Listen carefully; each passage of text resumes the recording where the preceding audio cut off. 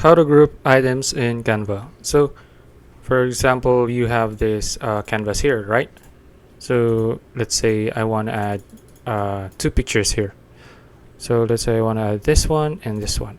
So we can see two pictures here.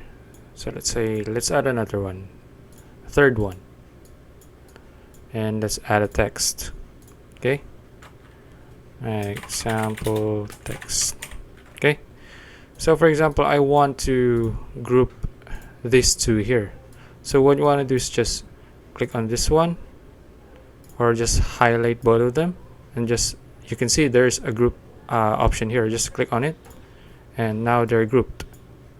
Now whenever you want to move them both, you can move them both at the same time. You can do this for these two here as well. Just group, highlight it again, and then just click on group, and that's it.